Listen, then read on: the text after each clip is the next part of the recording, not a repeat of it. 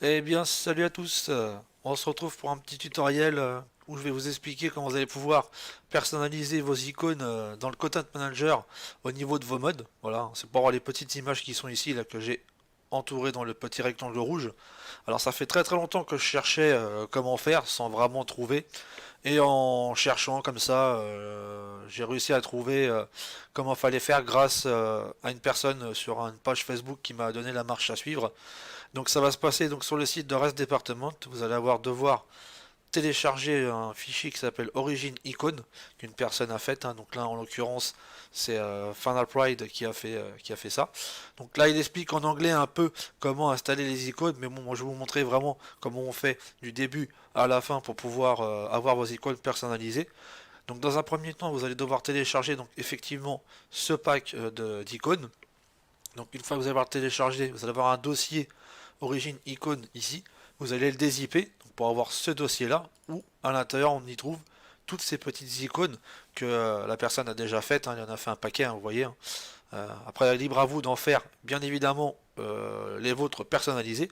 Donc pour ce faire, il faut surtout penser à faire une icône en 512 par 512. Voilà, c'est ce qui est conseillé par la personne pour pouvoir faire vos icônes.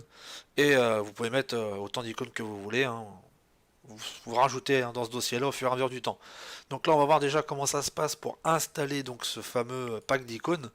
Donc là, ça va se passer donc dans votre dossier source de Windows. Donc là, en l'occurrence, moi, c'était le Windows C. Vous allez aller dans Utilisateur, votre nom bien sûr, et dans ce dossier-là, vous allez devoir faire apparaître les éléments masqués. Donc là, vous allez dans Affichage, vous cochez la case éléments masqués et vous allez avoir euh, des dossiers qui vont apparaître, qui sont qui sont masqués, pardon, je vais y arriver. Voilà, donc en l'occurrence, ça va se passer dans App Data. Vous allez dans Local, c'est tout le Content Manager, et ici vous allez avoir plusieurs dossiers. Il va falloir ouvrir Data User, donc pas le Data, le Data User, et aller dans le dossier Origin Icon et au préalable coller les images que vous avez là-dedans dans ce dossier-là. Et voilà, vous allez retrouver toutes les icônes qui sont ici. Donc je répète que vous pouvez faire les vôtres, bien sûr, personnalisées à votre souhait, et les renommer pour que vous puissiez les retrouver facilement. Comme je prends l'exemple de celle-là, c'est AP, ADAL, voilà. Et ça c'est important parce que ce nom-là, il va falloir le recopier après.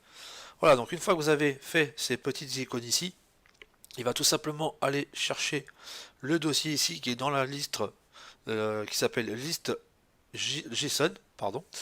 Et vous allez avoir ici en fait donc tout le récapitulatif des icônes qui sont déjà présentes. Et ça va être la chose qui est importante à faire.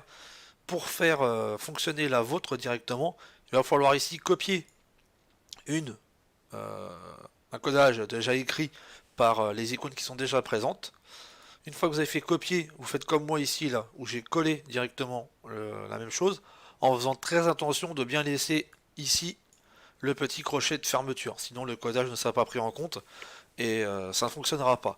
Donc une fois que vous avez fait ça, ici dans Name, vous allez renommer comme vous le souhaitez, donc c'est le nom de votre team ou ce que vous voulez. Donc moi j'ai mis FMP Mods pour m'y retrouver facilement.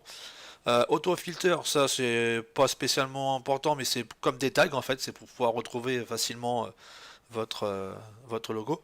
Et ici surtout la partie importante, c'est de bien mettre le même nom que votre icône que vous avez nommé dans le dossier. Ou le nom d'une icône qui est déjà existante. Ça à votre choix. S'il y a une icône qui vous plaît, vous pouvez tout à fait la mettre, comme l'icône Peugeot ou n'importe quoi, on ne sait pas.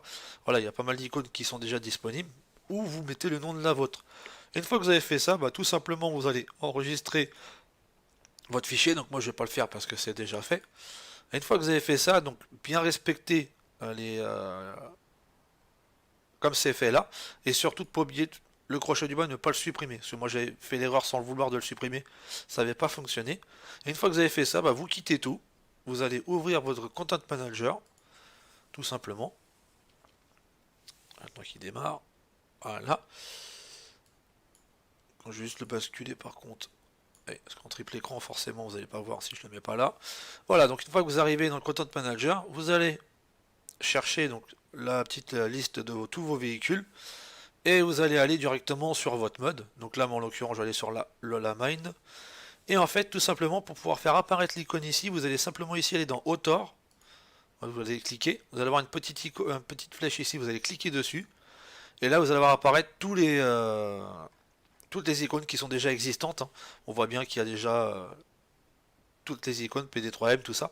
Et vous allez chercher la vôtre. Moi, comme je l'ai appelé FMP Mode, elle est ici. Et à partir du moment où vous allez cliquer sur FMP Mode, après vous pouvez mettre toujours la version, bon ça c'est la version de votre mode, ça change rien. Mais une fois que vous allez faire ça, vous allez systématiquement avoir l'icône qui apparaît ici, à laquelle vous avez nommé dans le dossier icône qu'on a vu au préalable. Voilà, donc c'est très très simple de sur quoi, mais voilà, fallait quand même trouver l'astuce pour pouvoir le faire, et vous allez pouvoir personnaliser vos icônes comme vous le souhaitez. Voilà, donc c'était un petit tutoriel assez rapide, hein. Mais voilà, fallait que je le fasse parce que c'était important, parce qu'il n'y en a pas du tout en français, et puis la personne qui a fait sur le site, c'est pas spécialement bien expliqué, donc du coup on peut s'y paumer un petit peu. Voilà, comme ça au moins vous savez comment faire. Et bien les amis, je vous dis à une prochaine vidéo, et puis passez du bon temps, et bon jeu à vous. Salut, salut!